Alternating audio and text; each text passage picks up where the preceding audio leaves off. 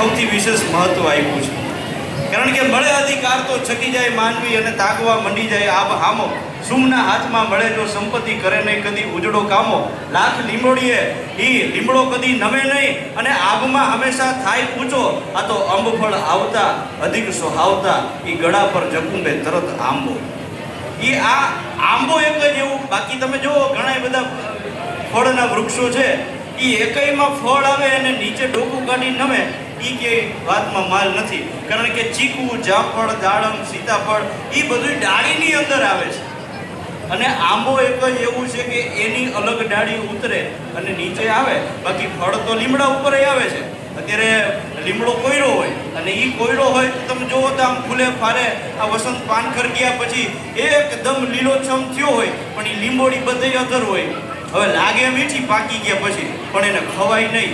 એવી રીતે સુમ એટલે કે મૂર્ખના હાથમાં જો સંપત્તિ આવે તો કદી ક્યારેય એને સારા કામ થતા નથી. અને માણસ એટલે લીમડા ઉપર જેમ ફળ આવે ને ઉપર જાય એવી રીતે આંબા ઉપર જ્યારે ફળ બેસે છે ને એ ત્યારે પોતાના ગળા સુધી ઝૂકી જાય છે અને બીજાને કહે છે કે તમે ખાઓ. પક્ષીઓને કહે છે કે તમે ખાઓ, માણસને કહે છે કે તમે ખાઓ. વર્ષની અંદર ભલે એકવાર આવે પણ પાછું એમને નહીં, વાવાઝોડા આવે. એટલે કુદરત છે ને ધારે એ કરે. આ માણસ છે ને એમ તો ગુમાનમાં ફરે.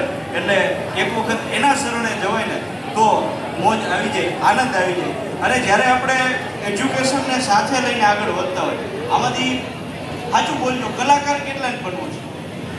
હા સાચું મારે તમને હું કંઈ ત્યાં પૂછવા, બધાય ખબર જ છે, બધાય કલાકાર જ છે, પણ છતાં યાર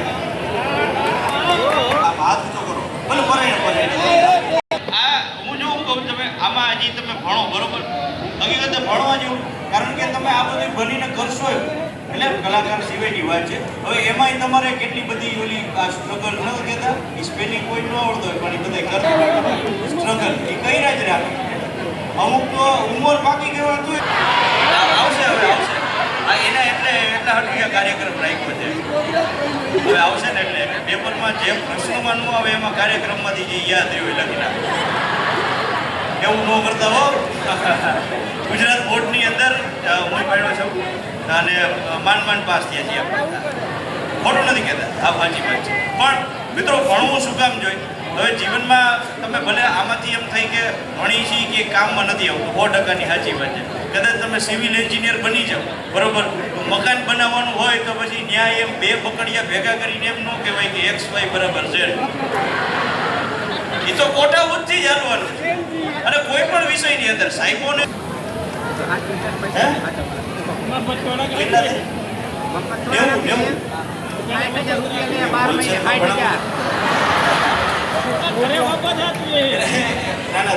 તમે તો ધન્યવાદ ને પાત્ર છો ભાઈ.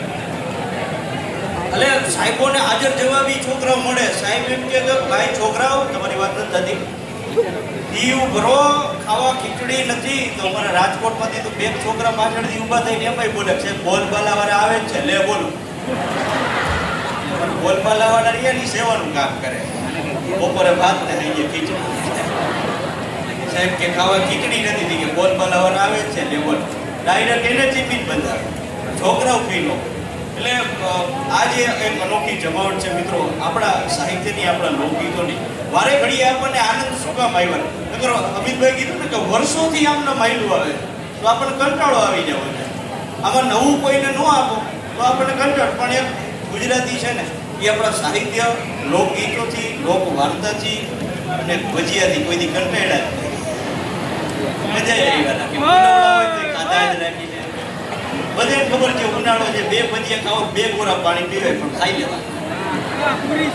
બટેટા વડા, મરચા, પછી ઓલા પતરીના, આ આપણા કોઈ પણ પંથકમાં. અને આપણી અહીંયા ખાસ વાત છે છાસ. છાસ નો પીતા હોય એવા કેટલા છે.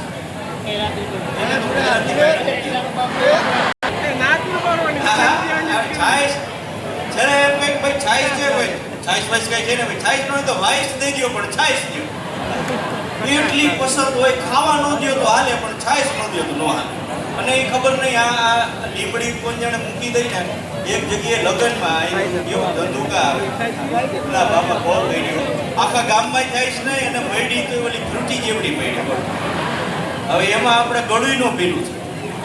એટલે આ બધી વસ્તુ કેવી છે, જો તમે આ કલ્પના કરો જીવનની અંદર તરસ લાગે તમને ક્યાં ખબર પડે? ગળે ખબર પડે ને કે ભાઈ હવે સોસ પડે છે, પાણી તો હારું